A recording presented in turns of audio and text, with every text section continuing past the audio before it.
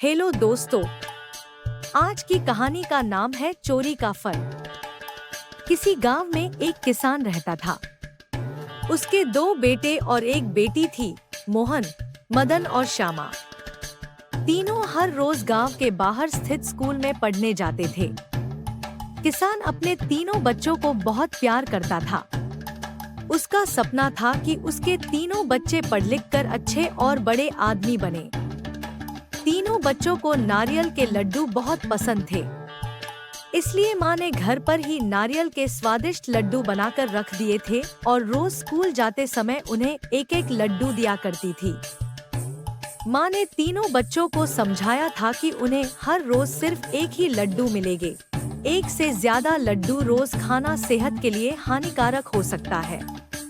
माँ ने उन्हें ऐसा डराने के लिए कहा था ताकि लड्डू ज्यादा समय तक चले, कुछ ही दिनों में खत्म न हो जाए। एक दिन घर पर कुछ मेहमान आए। उनको लड्डू देने के लिए जब माँ ने लड्डू का डिब्बा खोला तो वह दंग रह गई। उसमें से आधे से अधिक लड्डू गायब थे।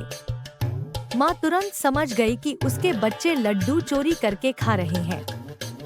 माँ ने ये बात किसान को बताई। किसान को यह बात सुनकर बहुत दुख हुआ। वह इतनी मेहनत करके अपने बच्चों को पढ़ा लिखा रहा था। उसके बच्चे यदि चोरी जैसा गलत काम करना सीख रहे हैं तो उसके लिए बड़े शर्म और दुख की बात थी। किसान के लिए यह पता लगाना बहुत मुश्किल था कि उसका कौन सा बच्चा लड्डू चोरी करके खा रहा है। फिर अचानक किसान को एक तरकीब सूझी। उसने अपनी पत्नी को समझाया कि नारियल के लड्डू में नीम के पत्तों का रस मिला दे। किसान की पत्नी को यह तरकीब अच्छी लगी और उसने ऐसा ही किया। दोपहर के बाद जब तीनों बच्चे स्कूल से लौटकर घर आए तो माँ उन्हें खाना देकर गाय को चारा डालने के लिए घर से बाहर चली गई। कुछ ही समय बाद किसान का दूसरा बेटा यानी मदन घर के मुख्य द्वार पर आया। उसने दरवाजे पर ही सब खाया पिया उलट दिया। मदन का चेहरा उतरा हुआ था और आंखों से खूब पानी बह रहा था। तभी किसान और उसकी पत्नी भी घर के मुख्य दरवाजे पर पहुंच गए। वे दोनों समझ गए कि उनका दूसरा बेटा मदन ही लड्डू चोरी करके खा रहा था। माँ ने पानी से मदन का मुंह साफ कराया और उसे घर के अंदर ले गई। किसान ने बड़े बेटे मोहन और छोटी बेटी श्यामा को मदन की करतूत बताई। उन्होंने भी पिता को बताया कि मदन हर रोज स्कूल के रास्ते में पड़ने वाले बगीचे से फल चुराकर खाता है। यह जानकर किसान और उसकी पत्नी को और दुख हुआ। किसान ने क्रोधित होते हुए यह कहा कि कल से मदन अब स्कूल नहीं जाएगा। वह मेरे साथ खेतों में मजदूरों की तरह काम किया करेगा। यदि उसे चोर ही बनना है तो उसे पढ़ाने लिखाने से कोई फायदा नहीं है। उधर मदन की रो रो कर हालत खराब थी। उसको अपनी गलती का एहसास हो चुका था।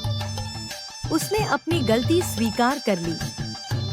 मदन ने अपने माता पिता से माफी मांगते हुए कहा कि वह आगे कभी चोरी नहीं करेगा।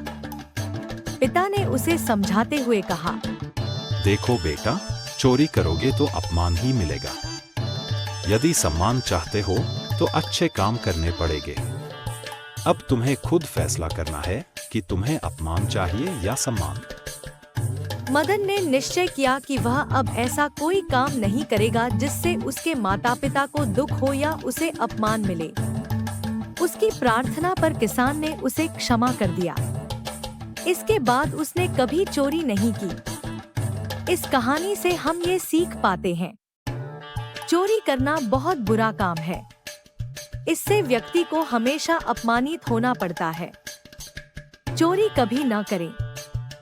अगर आपको ये कहानी अच्छी लगी तो चैनल को सब्सक्राइब और शेयर जरूर करें। Thank you.